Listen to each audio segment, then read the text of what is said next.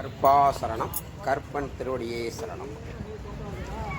அழகர் கோவிலிலே 4 யுகமாக அழகர் மலையில் ஐயா சுந்தரராஜ பெருமாள் அழகராகவும் பரமசுவாமிகளாகவும் வீற்றிருக்கிறார். இந்த அழகர் கோவில் 4 யுகங்களாக வாசலுக்கும் அதிபதியான காவக்காரராகவும் அழகருக்கு காவக்காரராகவும் கோட்டை வாயில் அதிகாரியாகவும் கஜானா அதிகாரியாகவும் இன்னைக்கு ஸ்ரீ 18ஆம் படி கருப்பன். இந்த 18ஆம் படி கருப்பன்ட்ட போய் நின்று என்ன கேட்டாலும் எங்கள் அப்பன் கருப்பன் அவர் இன்னைக்கு வர கொடுத்த வரம்படி கருப்பணி எல்லா காரணத்தை கொண்டு வீண் போனது வரம்ல. ஐயா 18ஆம் படி கருப்பை கொடுத்தா இன்னைக்கும் வீண் போகாது. அந்த அளவுக்கு ஐயாவோட அருள்கடாட்சம் அந்த எல்லையில் இருக்கு.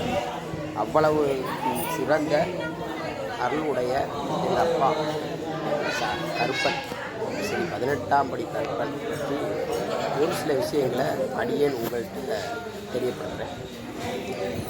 இந்த ஸ்ரீ 18ஆம் படி கருப்பன் மாந்திரீக யூடியூப் சேனலை சப்ஸ்கிரைப் பண்ணிக்கோங்க.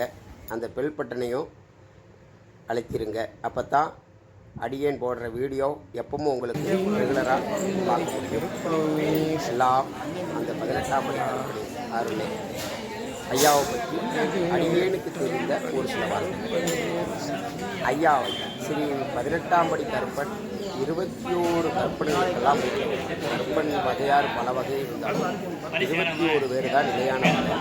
இவங்க ஒவ்வொரு இடத்துல ஒவ்வொரு நிலையம் பந்தி தெய்வங்களாக, பந்தி தெய்வங்கள் 21 பந்தி தெய்வங்களாகவும் 61 சேனை தெய்வங்களாகவும் ஒவ்வொரு இடத்துல ஒவ்வொரு தலைமை கருப்பில் ஒவ்வொரு கருப்பன் இருக்காங்க. இதில் எல்லா கருப்பனுக்கும் மூத்த 18ஆம் படி கருப்பன் தான். இந்த கருப்பன் கேரளாவிலிருந்து வந்தவர். இவர் எப்படி கேரளாவிலிருந்து வந்தார் அப்படின்னா, ஒரு கேரள மகாராஜா ஒருத்தர் பாண்டிய மன்னரை பார்க்குறதுக்கு ஒரு தடவை வந்திருப்பார். வந்தவர் அழகர் கோயிலில் ஐயா சுந்தரராஜ பெருமாளை தரிசனம் பண்ண வந்து பார்ப்பார். அந்த ஐயா சுந்தரராஜ பெருமாளை தரிசனம் பண்ண வந்த அந்த ராஜா ஐயாவை பார்த்த உடனே அவரோட அழகுல மயங்கி, அவரோட சாணித்தியத்தில் அவரோட அருட்கடாட்சியத்தில் மயங்கி எப்படியாட்டும் சுந்தரராஜ பெருமாளோட சக்தியும் சுந்தரராஜ பெருமாளையும் அப்படியே தான் நாட்டுக்கு கொண்டு போயிடணும். திருவனந்தபுரத்தில் ஐயா அமர்ந்திருக்கிறது மாதிரி நம்ம நாட்டில் நம்ம ஏரியாவில் இவர் ஐயாவை அழகரை கொண்டு போயிடணும் அப்படின்னு சொல்லி ஆசைப்பட்டுவார். ஆசைப்பட்டு அவர் நாட்டுக்கு போனவர். அங்கே இருந்த ஒரு 18 மாந்திரிகர்கள், அவங்க நல்ல வல்லமையான 18 மாந்திரிகர்களை இங்கே அனுப்பிச்சு சுந்தரராஜ பெருமானோட சக்தியையும் ஐயாவையும் அப்படியே அங்கே கொண்டு வரணுங்கிறதுக்காக அனுப்பிச்சு வைப்பாங்க. அந்த 18 மாந்திரிகர்களுக்கும் காவலாக கிளம்பி வந்தவர் தான் இந்த மலையாள கருப்பன். அந்த மலையாள கருப்பன் ஆக்கிரசத்தோடு உக்கிரமாக இருப்பார். அவர் வந்தவர் இங்கே நம்ம ஐயா அழகரை பார்ப்பார். அழகரை பார்த்த உடனே ஐயா பெரிய ஐயா அழகரோட அழகில் மயங்கி அவரையே சரணம்னு நின்றுவார். இதுக்கு இடையில இங்கே வந்து இந்த 18 மாந்திரிகர்களும் மக்கள்கிட்ட இருக்கிற பணத்துலையும், அதாவது செல்வ செழிப்பு, அந்த காலத்துலலாம் தங்க நகையெல்லாம் சாதாரண விஷயம்ல, தங்கம் மேலையும் அவங்க போட்டிருந்த நகை, அவங்க ஆடை ஆபரணங்கள் எல்லாம் பார்த்துட்டு, அதே மாதிரி அழகர் கோயிலில் அழகருக்கு அம்மாவுக்கும் கல்யாண சுந்தரவல்லி அம்மாவுக்கும் அழகருக்கும் கொடுக்கப்பட்டிருக்க அந்த நகை இதுகளெல்லாம் செல்வத்தை பார்த்த உடனே ரொம்ப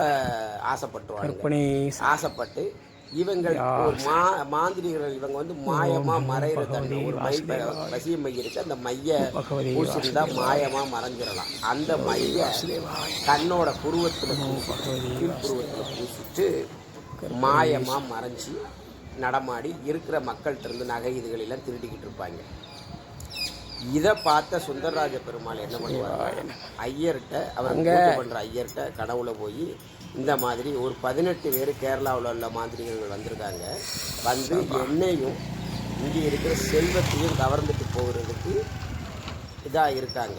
கோயிலுக்குள்ளே தான் அவங்க சுற்றிட்டு இருக்காங்க, அரூபமாக சுற்றுறாங்க. அதனால் நீ என்ன பண்ணுற, எனக்கு கொடுக்குற நெய்வேத்தியத்தில் காரம் ஜாஸ்தியாக போட்டு வச்சிரு, அவங்க அதை சாப்பிட்டு அதுக்கடுத்து அவங்கள நீங்கள் கண்டுபிடிச்சிடலாம், மக்கள்கிட்ட எல்லாம் தெரியப்படுத்தி எல்லாரையுமே தயாராக இருக்க சொல்லு அப்படின்னு சொன்ன உடனே இவங்க இதை நான் கேட்ட கனவுல கண்ட ஐயர் என்ன பண்ணுவார், மறுநாள் காலையில் எல்லா மக்களும் கோயிலுக்கு வந்த எல்லா மக்கள்கிட்டையும் இந்த விவரத்தை சொல்லிடுவார். அங்கே காவலாக இருக்கிற காவல் அதிகாரிகள்டையும் விவரத்தை சொன்ன உடனே எல்லாரும் தயாராக இருப்பாங்க. இந்த அன்னைக்கு நெய்வேத்தியத்துக்கு படைக்கப்பட்ட பொங்கல் மட்டும் அந்த ஒரு தோசை இருக்கும், அந்த தோசையில் மிளகு கூடுதலாக போட்டு ரெடி பண்ணி வச்சுருவாங்க. இதை எடுத்து சாப்பிட்ட அந்த 18 பேருக்கும் அந்த உரப்புனால காரத்தினால முகமெல்லாம் வேர்த்து, அந்த வேர்த்து ஒழுகுனையில் அந்த மை அழிஞ்சிரும். அழிஞ்ச உடனே அவங்களோட சுயரூபம் வந்துடும். சுயரூபம் தெரிஞ்ச உடனேயே மக்கள் எல்லாம் அந்த 18 பேரையும் அடித்து கொன்று அவங்க கோட்டை வாசலுக்கு வெளியில் 18 படிகளை போட்டு இவங்களை அந்த இடத்துல பிதைச்சி 18 படிகளாக பூசிடுவாங்க. அந்த 18 படிலையும் ஒவ்வொருத்தரையும் அடித்து கொன்று உள்ளே வச்சு 18 படியை மண்ணால் பூசி அதுக்கு மேலே கல்லை பதிச்சிருவாங்க. அந்த 18 படிகளுக்கும் யாருமே உள்ளே போக விடாத அளவுக்கு செஞ்சு வச்ச உடனே 18 படியிலேயே அவங்கள பூசின உடனே ஐயா அழகர் தோன்றி கருப்பனை பார்த்து, நீ எனக்கு இங்கே காவலாக இரு, என்னோட கோட்டையை பாதுகாத்து இரு, அதே போல் என்னோட கஜானாவும் உன் கண்ட்ரோலில் தர்றேன், இந்த கஜானாவையும் நீயும் பாதுகாப்பாக இரு, இந்த கோட்டை வாசலுக்கும் எனக்கும் இந்த பாதுகாப்பாக இரு அப்படின்னு சொன்ன உடனே ஐயா 18ஆம் படி கருப்பை, அந்த மலையாள கருப்பை சந்தோஷமாக ஏற்று நான் அப்படியே உங்களுக்கு காவலாக இருக்கேங்க ஐயா அப்படின்னு சொல்லி ஐயாவுக்கு காவலாக நின்றுவா. அப்படி ஐயாவுக்கு அங்கே காவலாக நின்றுவார். அவர் அரூபமாக இருக்கிறதுனால அந்த 18 படிகளுக்கு மேலே 18ஆம் படி கருப்பை அமர்ந்துருவார். அந்த 18 படிகளுக்கு மேலே 18ஆம் படி கருப்பை அரூபமாக இருக்கிற காரணத்தினால அவரை எல்லாரும் ஸ்ரீ 18ஆம் படி கருப்பன் அப்படின்னு சொல்லி வணங்க தொடங்கிட்டாங்க.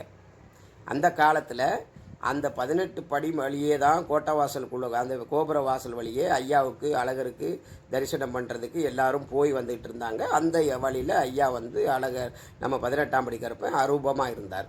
அப்படி இருக்கிற ஒரு நாள் ஐயர் ஒருத்தர் என்ன பண்ணுவார்னா, கோயிலை அடைச்சி திருநடையை சாத்தி சாவியை எடுத்துகிட்டு வீட்டுக்கு கிளம்பிடுவார்.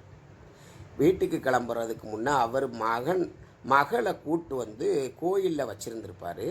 கோயிலில் வச்சுருக்க மனுஷன் இரவு போகையில் மகளை கூட்டு வந்ததையே மறந்துட்டு கிளம்பி போயிடுவார்.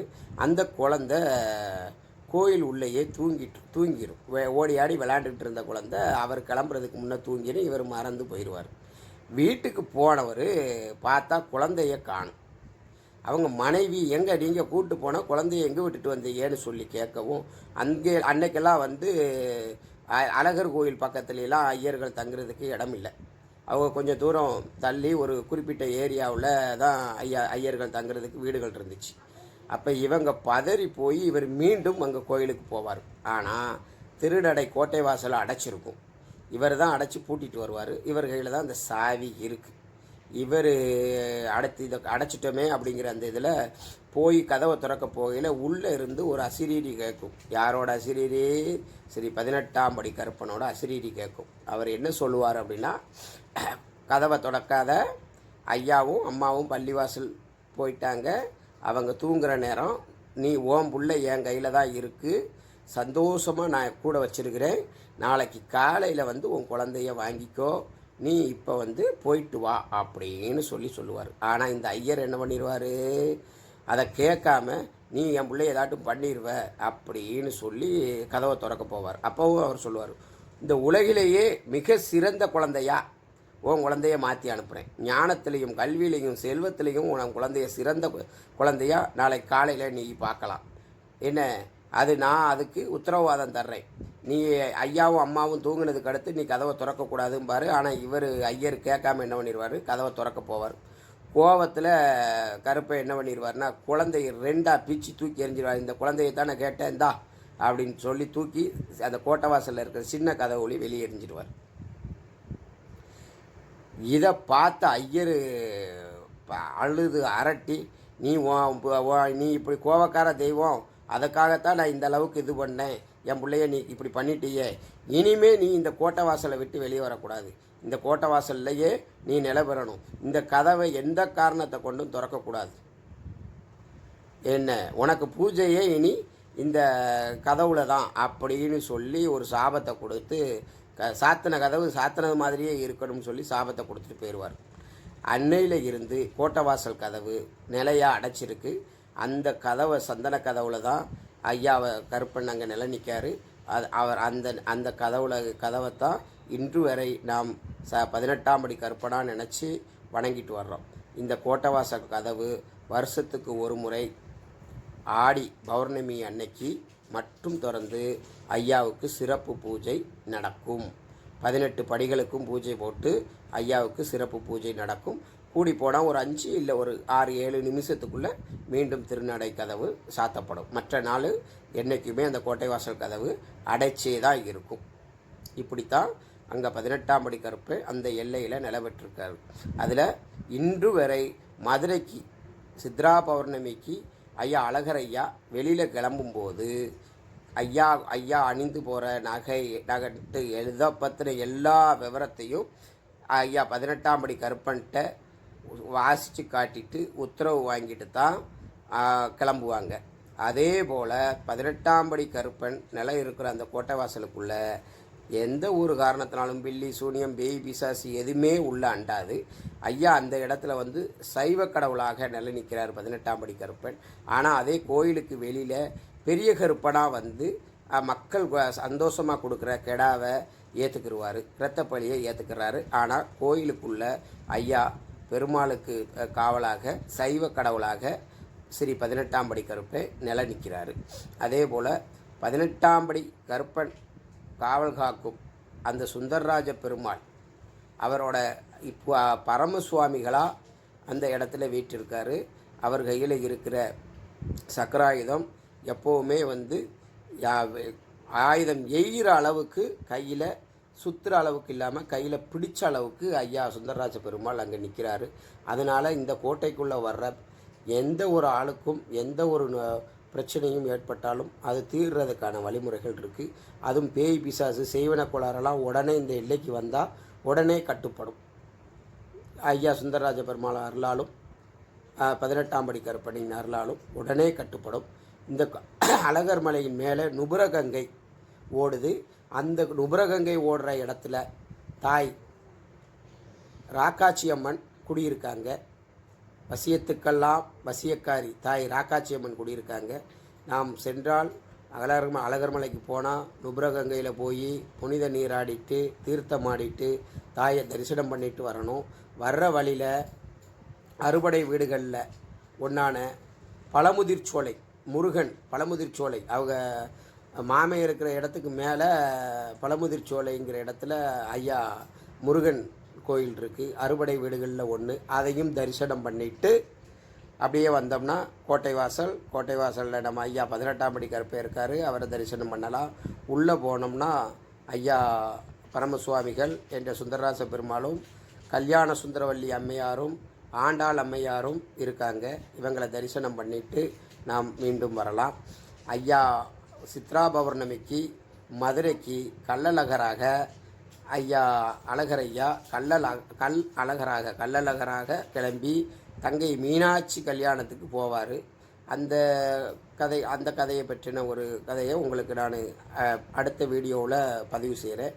இந்த வீடியோவில் நம்ம 18ஆம் படி கருப்பனோட சிறப்புகளை தெரியப்படுத்துகிறேன். 18ஆம் படி கருப்பன் கொடுத்த வாக்கு என்றைக்குமே வீண் போகாது.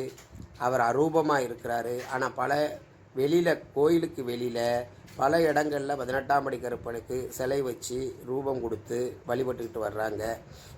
இன்றைக்கும் 18ஆம் படி கருப்பனை தரிசனம் பண்ண போனவங்க கேட்ட வரம் கிடைக்கும். அதில் எந்த ஒரு மாற்றமும் இல்லை. அடியேன் ஐயா அடியேன் மீது இறங்கி கொடுக்குற வாக்கு இன்றைக்கி வரை வீண் போனதில்லை. அதே மாதிரி அவரை போய் வணங்கி கேட்குறவங்களுக்கும் இன்றைக்கி வரை அவர் கொடுத்த வாக்கு வீண் போனதில்லை.